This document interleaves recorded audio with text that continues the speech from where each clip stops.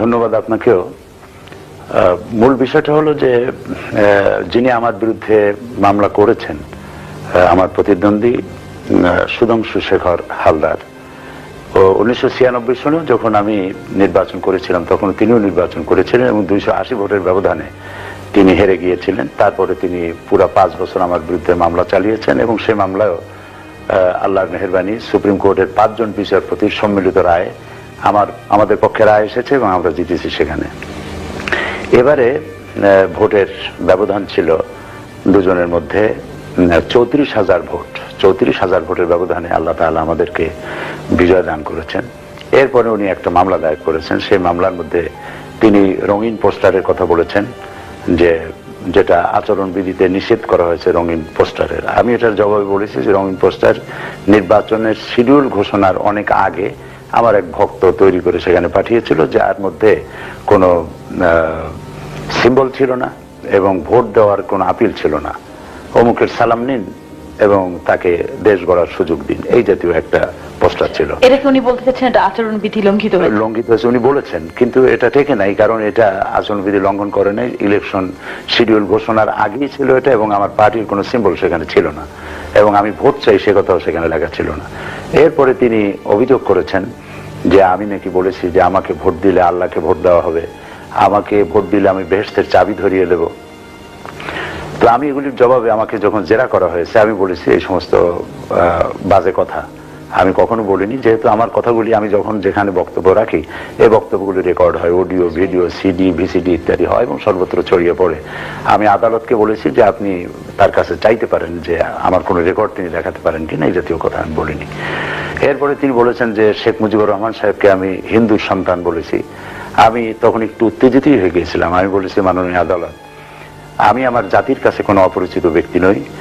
শেখ মুজিবুর রহমান সাহেবের সাথে রাজনৈতিক মত পার্থক্য বা মতবিরোধ আমার থাকতেই পারে, কিন্তু তিনি একজন জাতীয় নেতা হিসেবে আমি তাকে শ্রদ্ধা করি এবং তার ব্যাপারে এই ধরনের অমার্জিত কথা আমি কখনো বলিনি। তো এই ধরনের কথাগুলি উনি এনেছেন যে আমি সব কথা বলেছি। আর বলেছেন যে নির্বাচনের নিয়ম হচ্ছে যে নির্বাচনী টাকা যে অ্যাকাউন্টে জমা থাকবে ওই টাকাটা খরচ করতে হবে ইলেকশন ডিউরেশনে।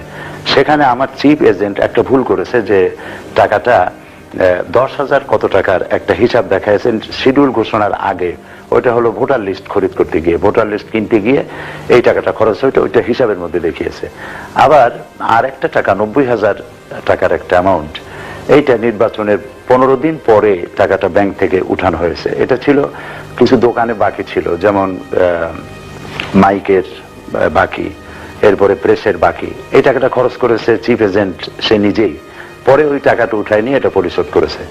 এটি বিচারপতি তিনি যা দেখেছেন তার এই অভিযোগের ব্যাপারে ইলেকশন ম্যানুয়াল অনুযায়ী তিনি বলেছেন যে এটা আচরণবিধি লঙ্ঘিত হয়েছে, সুতরাং সংসদ নির্বাচন বাতিল ঘোষণা করা হলো। এটা তিনি বলেছেন নির্বাচন বাতিল ঘোষণা করা হয়েছে। জি। আচ্ছা, তার মানে কি আপনি হাইকোর্টের রায়টা মেনে নিয়েছেন? না, মেনে নেননি। মেনে নেয়নি। তো কি করছেন আপনি? আমরা সাথে সাথে যখন এটা করা হলো যে আমার নির্বাচন বাতিল হয়েছে, আইনজীবীরা বলেছেন যে আচরণবিধি লঙ্ঘন হলে সেখানে জরিমানা হতে পারে, কিন্তু ইলেকশন বাতিল হতে পারে না। আমরা তখন সুপ্রিম কোর্টে আপিল করেছি। সুপ্রিম কোর্ট এটাকে, এই অর্ডারটাকে স্থগিত করে দিয়েছে, স্টে করে দিয়েছে 22শে অক্টোবর পর্যন্ত। এর মধ্যে আমরা সুপ্রিম কোর্টে আবার আপিল করব এবং ইনশাআল্লাহ আইনের লড়াইতে আমরা জিতব আশা রাখি। সেটা আপনি আশা করছেন? আশা করছেন। এবং আমার সংসদ সদস্য পদ বাতিল হয়নি। এখনো আপনি সংসদ সদস্য? আমি মেম্বার অফ পার্লামেন্ট হিসেবে এখনো আছি। আচ্ছা, এরপরে আপনার কাছে, যেহেতু আমরা জামাতের যারা নেতৃবৃন্দ রয়েছেন তাদের সাধারণত আমাদের স্টুডিওতে কখনোই পাই না, খুব কম সময় বা খুব কম সংখ্যক। আমি আরেকটু কথা বলে নিতে চাই। আপনাকে ধন্যবাদ জানাচ্ছি কথা বলার সুযোগ দেওয়ার জন্য। সেটা হচ্ছে এই যে 2টা টার্ম উনি আমার সঙ্গে, আমার প্রতিদ্বন্দ্বী যে আমার সঙ্গে বিরোধিতা করলেন, মামলা করলেন 2টা টাইমে, উনি এটার কারণ হচ্ছে যে ওনার বাড়ি পিরোজপুরে না, ওনার জন্মস্থান বাগেরহাটে, আমার জন্মস্থান পিরোজপুরে। উনি ওখানে বিয়ে করেছেন, এই বিবাহের সূত্রে উনি ওখানে থাকেন। এখন উনি 2টা টার্ম এমপি ছিলেন, তখন মানুষকে দেখাবার মতো উল্লেখযোগ্য কোনো কাজ তিনি করতে পারেননি আমার গত 5 বছরে 2 বছর আমি কিছু পেয়েছিলাম সরকারি অনুদান, বাকি 3 বছর আমারটা বরাদ্দ উনি নিয়েছেন এবং কাজ করেছেন, আমি কাজ করতে পারিনি। মানে সরকারের পক্ষ থেকে যা বরাদ্দ দেওয়া হয় উন্নয়নের জন্য, অবকাঠামো নির্মাণের জন্য, রাস্তাঘাট, স্কুল কলেজ, ব্রিজ, কালভার্ট ইত্যাদির জন্য, এগুলির জন্য যে বরাদ্দ হয় সেই বরাদ্দটা আওয়ামী লীগ সরকার আমাকে দেয়নি।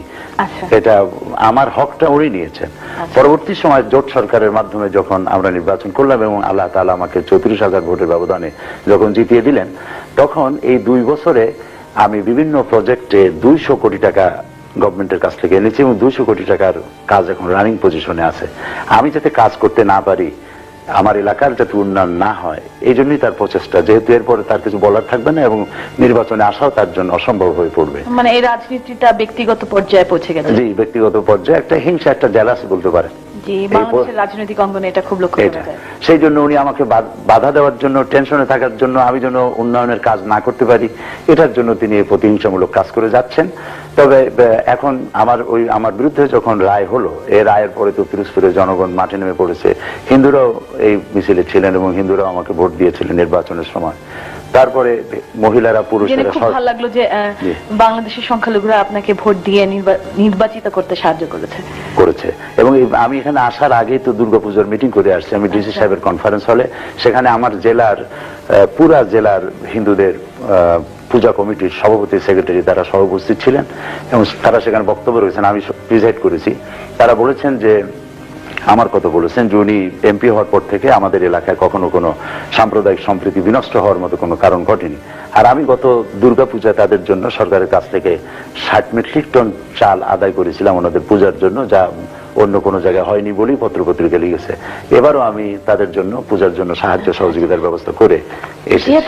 যেহেতু সংখ্যালঘুদের প্রশ্ন এসেই গেল, আমি আপনাকে একটা প্রশ্ন করতে চাই, সেটি হচ্ছে আপনাদের কট্টর মৌলবাদী দল বলা হয় কেন? কারণটা কি? জামাত কেন একটা কট্টর মৌলবাদী দল? এটি প্রত্যেকেই যার যার বলার স্বাধীনতা আছে। না, পার্টিকুলারলি জামাতকেই কেন বলবেন? না, বলছি মানুষের প্রত্যেকেরই বলার স্বাধীনতা আছে। সেই বলার মুখ নিয়ে রাজনৈতিক প্রতিহিংসার কারণেই জাতীয় কথা বলতে পারে, বাস্তবতার সাথে এর কোনো মিল নেই। আমরা যদি কট্টর মৌলবাদী একটা কিছু হতাম, তাহলে তো আমি আপনাকে বললামই যে আমাকে আমার মিটিং এ হিন্দুরা থেকেছেন, আমার মিছিলে থেকেছেন, আমার মঞ্চে বক্তব্য রেখেছেন। এটা কেমনে হলো? কাজে আমরা কট্টর মৌলবাদী বলতে যা বোঝায়, আমরা অমন কিছু নই। ঠিক কট্টর মৌলবাদী দলটা কি তাহলে? মানে কাদের আমরা বলতে পারি যে কট্টর মৌলবাদী সংগঠন বা এরা কট্টরপন্থী মৌলবাদী? আপনি কি একটু উদাহরণ দিবেন? আমি তো কট্টর মৌলবাদী আসলে আমি নিজেও বুঝতেছি না যে জিনিসটা কি। আমি প্রতিবাদ এই জন্য করছি যে কট্টর মৌলবাদী বলতে বোঝানো হয় এরকম একটি দলকে যারা ধর্মান্ধ, যারা ডানে বায়ে কিছুই তাকায় না, চোখ বুঝে যা খুশি তাই করতে থাকে ধর্মের নামে। এদের কি বোধহয় কট্টর ধর্মপন্থী মৌলবাদী বলা হতে পারে? আমরা সেরকম দল নই। আপনারা সেরকম দল না। আমরা, ইসলাম হচ্ছে সর্বাধুনিক, এর থেকে আধুনিক, এর থেকে মডার্ন আর কোনো ধর্মই হতে পারে না। যে ধর্ম মানুষকে নারীর অধিকার দিয়েছে, শ্রমিকের অধিকার দিয়েছে, সাদা এবং কালো মানুষকে একই প্ল্যাটফর্মে দাঁড় করিয়েছে, শ্রমিকদের অধিকার আদায় করেছে। কাজে ইসলামে কট্টর মৌলবাদ বলে কোনো জিনিস নেই। ইসলামকে আমরা যতটুকু জানতাম বা জানি, বা সারা পৃথিবীতে ইসলাম সম্পর্কে যে ধারণা রয়েছে, ইসলামকে অবশ্যই একটি মডারেট ধর্ম বলা হয়েছে। কিন্তু বর্তমান শাসন ব্যবস্থা বা বর্তমান বিশ্বের দিকে তাকালে এরকম কি মনে হয় না ইসলাম হচ্ছে একটা সন্ত্রাসী সংগঠন? ইসলামকে এরকম বদলে দেওয়া হয়েছে, বা ইসলাম সম্পর্কে সারা বিশ্বের মানুষের, বা ইসলাম কোন একটা মুসলমান নামের সঙ্গে অত্যন্ত হেট্রেড জড়িত না। কারণ কি ওয়েস্টার্ন সিভিলাইজেশনের একটা পার্ট? আপনি কি বলবেন? মানে আপনি ব্যাপারটাকে কিভাবে দেখছেন? আমি বলতে চাই যে কোন ব্যক্তির আচরণকে অথবা কোন সংগঠনের আচরণকে ইসলামের উপরে চাপিয়ে দেওয়া, এটি একটি দুর্ভাগ্যজনক। ইসলামকে ইসলাম দিয়েই চিনতে হবে। যে যে ধরনের চশমা পড়বে, লেন্সটা যে রঙের হবে, পৃথিবীটাকে সে রঙেই দেখবে। সুতরাং ইসলামকে জানতে হলে কার্ল মার্কস, লেনিন, মাও সেতুং, রবীন্দ্রনাথ দিয়ে ইসলাম চেনা যাবে না। ইসলামকে জানতে হলে কোরআন এবং হাদিস থেকেই স্পষ্টভাবে জানা যাবে। সেই জন্য যারা ইসলামকে মৌলবাদ বা কট্টর মৌলবাদী বলে, অথবা ইসলামের গন্ধ শুধুমাত্র কি বলে, টেরোরিজমের গন্ধ শুধু ইসলামের মধ্য দিয়ে আসে, আর কোথাও টেরোরিজম নাই, এই কথা তো একমত হওয়া যায় না।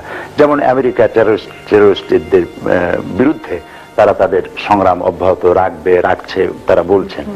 আমরা আমেরিকার সাথে দুনিয়ার সন্ত্রাসকে নির্মূল করার জন্য আমেরিকার এই স্লোগানের সাথে একমত, কিন্তু তাদের নীতির সাথে একমত হতে পারি না এই কারণে যে তারা টেরোরিস্ট খুঁজতে শুধুমাত্র মুসলমান ছাড়া কারোর মধ্যে টেরোরিস্ট খুঁজে পায় না, ইসলাম ছাড়া কারোর মধ্যে টেরোরিজম খুঁজে পায় না। আপনি নিশ্চয়ই জানেন যে আমেরিকা একটা লিস্ট করেছে টেরোরিস্ট কান্ট্রির, তার মধ্যে সুদান আছে, ইরাক আছে, পাকিস্তান আছে, তার ভিতরে কি বলে চেচনিয়া আছে, বিভিন্ন দেশ সামিল তারা করেছে, ইরান আছে।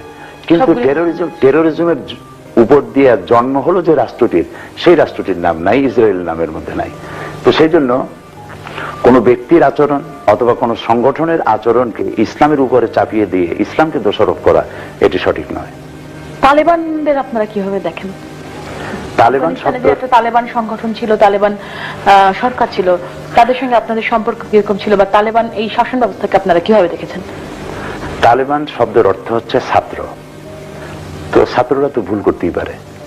এখন আফগানিস্তানে যারা তালেবান ছিল এদের ব্যাপারে আমাদের দেশে কে বা কারা একটা স্লোগান দিছিল এক সময় যে আমরা হব তালেবান, বাংলা হবে আফগান। আমরা এটার বিরুদ্ধে বক্তব্য রেখেছি যে বাংলাদেশকে কখনো তালেবান অথবা আফগানকে মডেল করার কোনো যৌক্তিকতা নাই। আমরা মুসলমান হিসেবে, আর বাংলাদেশ হচ্ছে মুসলিম সংখ্যাগরিষ্ঠ দেশ, পৃথিবীর দ্বিতীয় অথবা তৃতীয় মুসলিম সংখ্যাগরিষ্ঠ দেশ। আমাদের আদর্শ হচ্ছে মোহাম্মদ রাসূলুল্লাহ সাল্লাল্লাহু আলাইহি সাল্লাম, তিনি যে আদর্শ দিয়ে মদিনা ইসলামী রাষ্ট্র কায়েম করেছিলেন সেটা। সুতরাং তালেবানরা আমাদের আদর্শ নয়। তারা রাষ্ট্র পরিচালনা করতে গিয়ে হয়তো তারা কোথাও কোনো এক্সট্রিম হয়ে গিয়ে কোনো কাজ করেছে বা যার কারণে তারা বদনাম করে ফেলেছে। এই জন্য তালেবানদের সাথে আমাদের, বিশেষ করে জামাত ইসলামের কোনো সম্পর্ক অতীতেও ছিল না, বর্তমানেও নাই। আচ্ছা, আরেকটি আপনি যেটা স্লোগানের কথা বললেন, আপনাদের একটি স্লোগান আছে রুশ ভারতের দালালরা হুঁশিয়ার সাবধান, সেখানে আপনারা মার্কিন যুক্তরাষ্ট্রের নাম কেন যুক্ত করেন না? মার্কিন যুক্তরাষ্ট্রের মতো ইসলামী বা ইসলামকে এতটা ডমিনেন্ট আর মনে হয় কোনো রাষ্ট্র, কোনো দেশ কখনো করেন নাই, কেন করেন না? আমার মনে হয় যে আপনি বোধহয় এটা শোনেন নাই অথবা জানতে পারেন নাই যে আমরা আমাদের মিছিলে এটাও স্লোগান হয় যে আমেরিকান সাম্রাজ্যবাদ নিপাত যাক, ধ্বংস হোক। এটা অনেকে অন্যান্য যে সংগঠনগুলো রয়েছে, বামপন্থী সংগঠন, তারা সাধারণত এই ধরনের করতে পারে, আমরাও বলি। আচ্ছা, তালেবান আপনারা ক্ষমতা আসার পর, চার দলীয় ঐক্যজোট ক্ষমতা আসার পর বাংলাদেশকে মোটামুটি তালেবান রাষ্ট্র বলা হয়।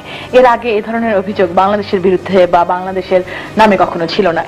এটার কারণ যে আপনারা নিজেদের মডারেট বললেও আপনাদের ইমেজটা বাইরে কট্টরপন্থী মৌলবাদী ইসলামিক দল। এই কারণে কি বলা হচ্ছে যে বাংলাদেশ তালেবান রাষ্ট্র? এটি একটি রাজনৈতিক ষড়যন্ত্র বলেই আমরা মনে করি। এই প্রচারটা বিরোধী দলীয় নেত্রী, মাননীয় বিরোধী দলীয় নেত্রী, তিনি এই শব্দটি বাইরে এসে প্রচার করেছেন এবং দেশেও বলেছেন যে সরকারে তালেবান আছে। সরকারের পক্ষ থেকে চ্যালেঞ্জ করা হয়েছে যে তালেবান মন্ত্রী অথবা এমপি কে, তাদের নাম বলা হোক। ওনারা সে নাম বলেন নাই। ওনারা একথাও বলেছেন যে বর্তমান সরকার, জোট সরকার ক্ষমতায় আসার পর দেশের সাম্প্রদায়িক শক্তি, সাম্প্রদায়িক সম্প্রীতি বিনষ্ট হয়েছে, সংখ্যালঘুদেরকে মারধর করে তাদেরকে দেশ থেকে তাড়িয়ে দেওয়া হয়েছে, সংখ্যালঘুদেরকে ৭১ সনে পাকিস্তানি হানাদারেরা যে বর্বরতার পরিচয় দিয়েছে বাংলাদেশে, তদানীন্তন পূর্ব পাকিস্তানে, বর্তমান সরকার এসেও সংখ্যালঘুদেরকে সেইভাবে অত্যাচার করেছে, মারধর করেছে, বিতাড়িত করেছে ইত্যাদি, এই কথাগুলি তারা বলেছেন। এটি খুবই দুর্ভাগ্যজনক যে আপনি নিশ্চয়ই জানেন যে দেশ ৩২ বছর স্বাধীন হলো। আমাদের দেশে বিদেশের অনেক রাষ্ট্রপ্রধান, প্রধানমন্ত্রীরা আমাদের সফর করেছেন। তাদের দেশে অনেক সমস্যা আছে, কিন্তু তারা কখনোই তাদের নিজের দেশের সমস্যার কথা আমাদের দেশের সরকারের কাছে, জনগণের কাছে বলেনি। বরং এ ধরনের কোনো ঘটনা যদি ঘটে থাকে, আমি আজকে বলবো যে এ ধরনের ঘটনা ঘটে নাই, যদি ঘটে থাকে তাহলে বিরোধী দলীয় নেত্রী এবং তার দলের নেতৃবৃন্দ, তাদের জায়গা রয়েছে পার্লামেন্টে, তারা পার্লামেন্টে বলতে পারতেন। তারা পার্লামেন্টের প্রবলেমটা হচ্ছে কি, পার্লামেন্টের আপনারা যত শক্তিশালী, কারণ আপনারা ৪ দলীয় ঐক্যজোটের সদস্য, বিরোধী দল ততটা না। এটা ঠিক নয়। উনি বিরোধী দলের নেত্রী এবং ডাকসেটের নেত্রী, অত্যন্ত যোগ্যতা সম্পন্ন নেত্রী এবং জাতির কাছে তিনি পরিচিত। বিশেষ করে মরহুম শেখ মুজিবুর রহমান সাহেবের সন্তান হিসেবে পরিচিত, তার একটা ইমেজ রয়েছে। উনি পার্লামেন্টে কথা বলতে পারেন, কিন্তু তাকে মাইক দেওয়া হয় না, তিনি কথা বলবেন কি করে? আমি সাক্ষী। আপনি যদি আমার কথা বিশ্বাস করেন তাহলে আমি ঠিক এভাবেই বলবো যে আমার উপস্থিতিতে উনি ফ্লোর নিয়েছেন, কথা বলেছেন, কথা বলা শুরু করেছেন। কোনো বিধি নেই, ওখানে নিয়ম হচ্ছে বিধি মোতাবেক কথা বলা, বিধি ছাড়াই কথা বলা শুরু করেছেন, কথা বলতেছেন, স্পিকার সাহেব বলছেন যে অনুগ্রহ করে সংক্ষেপ করেন, মেহেরবানি করে সংক্ষেপ করেন। এরকম উনি 10 মিনিট, 20 মিনিট, 30 মিনিট, 40 মিনিট, আমি আমার নিজের চোখে আমি উপস্থিত থেকে দেখেছি 50 মিনিট পর্যন্ত কথা বলেছেন। তারপরেও যখন উনি থামতেছেন না, এরপরে উনি স্পিকার সাহেব ওয়ার্নিং দিয়েছেন যে আপনি যদি না থামেন তাহলে আমি মাইক বন্ধ করে দিতে বাধ্য হব। তারপরে উনি মাইক বন্ধ করে দিয়েছেন।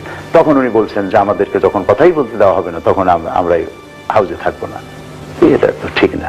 পার্লামেন্টের কিছু তো নিয়ম নীতি আছে, রুলস অফ প্রসিডিওর আছে, সেই রুলস অফ প্রসিডিওর মেনে নিয়েই প্রত্যেককে কথা বলা উচিত এবং এই আচরণ বিধি মেনে চলা উচিত। উনি সেটা করেননি। যাক, আমি যেটা বলতেছিলাম সেটা হলো যে দেশে তালেবান আছে এবং সংখ্যালঘুরা নির্যাতিত হচ্ছে, এই কথা উনি দেশে বিদেশে সমানে ছড়িয়েছেন। কিন্তু আপনি যদি আমি আপনাকে একটু থামিয়ে দিচ্ছি, আপনি বলবেন শুধুমাত্র উনি ছড়ান নাই, আপনি যদি এখানকার পেপারগুলো দেখেন, এখানকার গার্ডিয়ান থেকে আরম্ভ করে বেশ কিছু এরকম ওয়ার্ল্ড রিকগনাইজড জার্নাল দেখেন, আপনি দেখবেন আমাদের দেশের সংখ্যালঘুরা যে নির্যাতিত হচ্ছে তার উপর বিভিন্ন রকম আর্টিকেল প্রায় এসে লেখা আসছে। আপনি এটাকে অস্বীকার করবেন? আমি অস্বীকার তো করবোই। কেন করবো? এই কারণে যেহেতু আমি বাংলাদেশের সেখানে আমি থাকি এবং আমি নিজে সাক্ষী, একজন জনপ্রতিনিধি, পার্লামেন্টের কথা বলি, সারা দেশ আমি সফর করি। আপনাকে নিরপেক্ষ হতে হবে। হ্যাঁ, আপনাকে নিরপেক্ষ হতে হবে। আমি এখন একজন নিরপেক্ষ বাংলাদেশী হিসেবে বলছি যে আমার নিজের দেখা যেটা, গার্ডিয়ান পত্রিকার সাংবাদিকরা এখান থেকে তাদের সাপ্লাই করা কোনো খবর যদি পরিবেশন করে, পত্রিকার খবর অথবা কোনো নিউজ, এটা তো ওহির সমান মর্যাদা রাখে না, যেটা বিশ্বাস করতেই হবে। এরকম তুলনাতেই আমরা যাব না, এরকম তুলনাতেই আমরা যাব না। তারপরেও যেহেতু বর্তমান বিশ্বে পেপারগুলো বা কিছু পেপারের গ্রহণযোগ্যতা এত, আমরা মনে করি যে হ্যাঁ, এই ধরনের পেপারে আসলে, যেমন বাংলাদেশে অনেক পেপার দেখলে আমরা বুঝি এটা আওয়ামী লীগ কেন্দ্রিক পেপার, অর্থাৎ আওয়ামী লীগের নিউজটা ফলো করে ছাপা হবে, বিএনপি পেপার বিএনপির ফলো করে ছাপা হবে। কিন্তু গার্ডিয়ান সম্পর্কে এই ধরনের অভিযোগ সাধারণত কেউ করে না। অর্থাৎ গার্ডিয়ানে যদি কখনো কোনো নিউজ আসে বা এরকম কিছু জার্নাল আছে যখন আসে, তখন আমরা তার গ্রহণযোগ্যতাটা হয়তো একটু বেশি ধরি।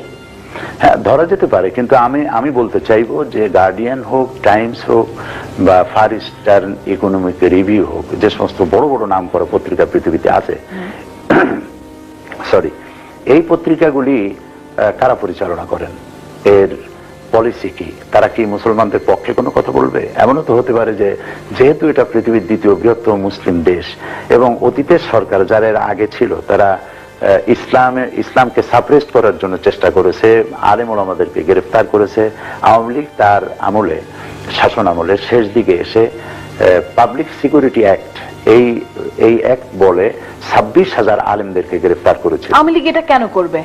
আপনার কেন মনে হয়, মানে আওয়ামী লীগ কেন ইসলামের বিপক্ষে যাবে? কারণ আওয়ামী লীগের অধিকাংশ নেতৃবৃন্দ মুসলমান। যদি সেটাই হয়ে থাকে, যদি সেই কারণে হয়ে থাকে, আওয়ামী লীগ কেন করবে? আওয়ামী লীগের লাভটা কি? আওয়ামী লীগের ভোট দরকার বাংলাদেশি মুসলমানদের। আওয়ামী লীগের কাছে বাংলাদেশি মুসলমানদের সকলের ভোট প্রয়োজন হতো যদি তাদের একটা ফিক্সড ডিপোজিট না থাকতো। তাদের একটা ফিক্সড ডিপোজিট আছে, সেটা হলো মাইনরিটি ভোটগুলি অলমোস্ট তারাই পেয়ে থাকেন। কেন? আপনি মাত্র বললেন আপনার মিটিং এ হিন্দুরা আসেন, নন মুসলমানরা আসেন। আমি সেজন্য অলমোস্ট শব্দ ব্যবহার করি। জি, অবশ্যই। কেন আওয়ামী লীগ, তার মানে কি আওয়ামী লীগ কি তাদের সুযোগ সুবিধা বেশি দেন যেটা আপনারা দেন না? আপনারা তো সাপ্রেস করেন। না, সেটা নয়। তাহলে মূল বিষয়টা হলো যে আওয়ামী লীগ সেকুলারিজমে বিশ্বাসী। সেকুলারিজমে বিশ্বাসী না? আমিও বিশ্বাসী নই, ইসলামও বিশ্বাসী নয়। মানে কি আমাদের খুলে বলেন, কেন বিশ্বাসী না? সেকুলারিজম সবার আগে মানুষ সত্য, তার উপরে নাই, এরকম একটা কথা তো আছে। হ্যাঁ, এটা কোনো কবির কথা। হ্যাঁ, তারপরেও মানুষ সৃষ্টির শ্রেষ্ঠ জীব, ইসলাম আপনাকে বলেছে। আমি মুসলমান হিসেবে যেটা, আমরা সবাই মুসলমান হিসেবে যেটা বলতে চাই যে সেকুলারিজম শব্দের অর্থ কি? সেকুলারিজম, এটা এই শব্দের অর্থই হচ্ছে ধর্মবিরোধিতা এবং ধর্মহীনতা। দুনিয়ার সব ডিকশনারি এটাই বলে যে সেকুলারিজমের অর্থ হচ্ছে ধর্মহীনতা। তো তারা একটা দলিল আনে যে ধর্ম নিরপেক্ষ করতে হবে, কারণ কোরআন শরীফে আছে লাকুম দীনুকুম ওয়ালিয়া দীন। তারা এই আয়াত নাজিলের শানে নজুল জানেন না বলে এই কথাটা তারা বলেন। এটা শানে নজুল হচ্ছে যে নবী করিম সাল্লাল্লাহু আলাইহি সাল্লামকে কাফেরেরা বলছিল যে মুহাম্মদ সাল্লাল্লাহু আলাইহি সাল্লাম, তুমি আমাদের মূর্তিগুলোকে কিছুদিনের জন্য প্রণাম করো, আমরাও কিছুদিন তোমাদের মসজিদে গিয়ে আল্লাহকে সেজদা করে আসবো, আমরা ধর্মকে 50-50 করে ভাগ করে নিই। তখন এই আয়াতটা নাজিল হলো। আল্লাহ তাআলা বললেন কুল ইয়া আইয়ুহাল কাফিরুন লা আ'বুদু মা তা'বুদুন, বলো হে কাফেরেরা, তোমরা যার ইবাদত করো আমরা তার ইবাদত করি না, আমরা যার ইবাদত করি তোমরা তার ইবাদত করো না। সুতরাং লাকুম দীনুকুম ওলিয়া দিন, তোমাদের ধর্ম তোমাদের জন্য, আমাদের ধর্ম আমাদের জন্য, ধর্মকে 50-50 ভাগাভাগি করুন কোনো সুযোগ নেই। অবশ্যই, এই হ্যাঁ। দৃষ্টিভঙ্গিতে সেকুলারিজম মুসলমানদের জন্য করা গ্রহণযোগ্য নয়। কারণ কোরআন শরীফে আরেকটি আয়াতে আল্লাহ পাক বলেছেন, আফাতুমিনুনা বিবাদিল কিতাব ওয়া তাকফুরুনা বিবাদ, কোরআনের কিছু কথা তুমি মানবে আর কিছুকে মানবে না, তাহলে তো তোমার জন্য শাস্তি, প্রচন্ড শাস্তি রেখেছে আল্লাহ তাআলা বলেছেন। একটু শেষ করি। এটা এই জন্য যে সেকুলারিজমে যারা বিশ্বাসী, পার্থক্যটা কি? তাদের কথা হচ্ছে যে আমরা নামাজ রোজাটা করব আল্লাহর কথা মতো, হাদিস মতো, কোরআন মতো, কিন্তু আমার ব্যক্তি জীবন, আমার পারিবারিক জীবন, আমার এডুকেশন, আমার পররাষ্ট্র নীতি, আমার স্বরাষ্ট্র নীতি ইত্যাদি আমি আমার ইচ্ছা মাফিক অথবা আমার দলের মাফিক আমি করব। কিন্তু কোরআনে যে ব্যক্তি মুসলমান, যে ব্যক্তি পড়েছে লা ইলাহা ইল্লাল্লাহু মুহাম্মাদুর রাসূলুল্লাহ, এই কালেমা যে উচ্চারণ করেছে, মনে প্রাণে বিশ্বাস করেছে, সে তার জীবনকে দুইটা ভাগ করতে পারে না, একমুখী হতে হবে। যে আল্লাহর কথা মতো আমি নামাজ পড়বো, সে আল্লাহর কথা মতো পার্লামেন্ট চালাতে হবে। না, আমি আল্লাহকে বিশ্বাস করি, আল্লাহ বিশ্বাস করি, ইসলাম ধর্মকে বিশ্বাস করি, আমি যিনি নন মুসলিম তাকে অস্বীকার করবো, তাকে অবিশ্বাস করবো, তাকে ট্রিট করবো, তাহলে কেন এই ব্যাপারটা কেন?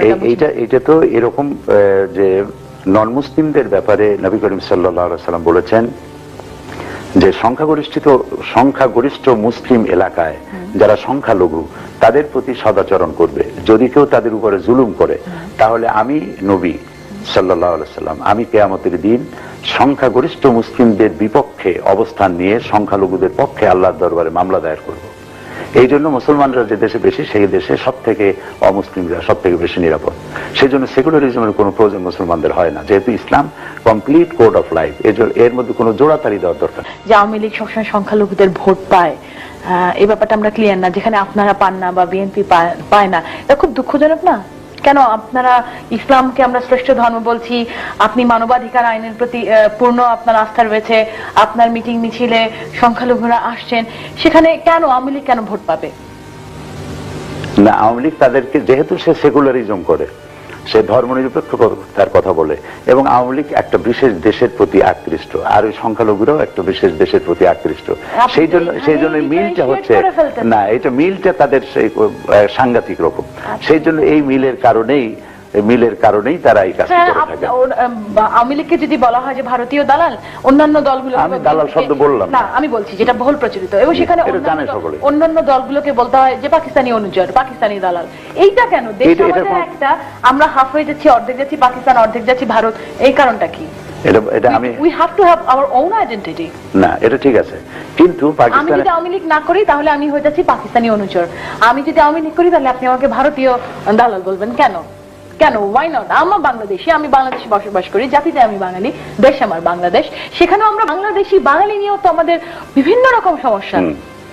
মূল বিষয়টা হচ্ছে যে যদি কাউকে বলা হয় যে ভারতের দালাল, আর যদি তা প্রমাণ করা না যায়, তাহলে যে দাবি করবে বা এই ব্লেমটা যে দেবে সে মিথ্যা কথা বলল। আর যদি বলা হয় পাকিস্তানের অনুচর, তার সাপোর্টে তার প্রমাণ থাকতে হবে। যদি পাকিস্তানের দালাল কাউকে বলা হলো, তাহলে তার প্রমাণ দিতে হবে। আর যদি ভারত ঘেঁষা প্রো ইন্ডিয়ান অথবা ভারতের দালাল যদি বলা হয়, আপনি আমার কাছে প্রমাণ চান, আমি প্রমাণ দেই। আচ্ছা, দেন প্রমাণ দেন। আপনার আওয়ামী লীগকে কেন বলছেন ভারতীয় অনুচর? আমি অনুচরও বলবো না, দালালও বলবো না, আমরা বলবো ভারতের প্রতি, নিজের দেশের চাইতে ভারতের প্রতি একটু বেশি কমিটেড, একটু বেশি আকৃষ্ট। সেটা ওই ব্যাখ্যা ওনারাই ভালো দিতে পারবেন। আমি মুক্তিযুদ্ধের সময় ভারত আমাদের সাহায্য করেছিল বলে, মুক্তিযুদ্ধের সময় ভারত একটা আড়তদারি ব্যবসা করেছে, যুদ্ধ করেছে আমার দেশের সন্তানেরা। এখান থেকে যারা গেছে তাদেরকে তারা একটা আড়তদারি ব্যবসার মতো করেছে, ওখানে করে একটু বলি একটু সহযোগিতা করেছে। হ্যাঁ, করে নিয়ে তারা কাজটা করেছে কি দেখুন, তারা দেশ স্বাধীন হওয়ার সাথে সাথে যখন পাকিস্তানি আর্মিরা সারেন্ডার করলো, তারা দেশের মধ্যে প্রবেশ করে নিয়ে সমস্ত ব্যাংকগুলি লুট করলো এবং সমস্ত ক্যান্টনমেন্ট থেকে অস্ত্র লুট করলো। সর্বপ্রথম 9 নম্বর সেক্টরের কমান্ডার বীর মুক্তিযোদ্ধা মেজর জোরে, নিশ্চয়ই আপনার বাড়ি বরিশালে যখন বলেছেন আপনি নিশ্চয়ই তাকে চেনেন, এবং মুক্তিযুদ্ধের গৌরব তিনি। একজন মুক্তিযোদ্ধা গ্রেপ্তার হয়েছেন এই অপরাধে যে ভারতের এই চুরি এবং ডাকাতির বিরুদ্ধে অবস্থান নিয়েছিলেন বলে আমরা তাকে নিয়ে গৌরব করতে পারি, মেজর জলিলকে নিয়ে। সুতরাং এটাই হলো মূলীভূত কারণ যে ভারত সহযোগিতা করছিল, একটা স্বার্থ ছিল তার সামনে। সেই স্বার্থটা নেই। অবশ্যই, কিন্তু এই যে ভারত যে সহযোগিতা করেছে এর জন্য কি ভারতের প্রতি আপনারা কৃতজ্ঞতা প্রকাশ করবেন না?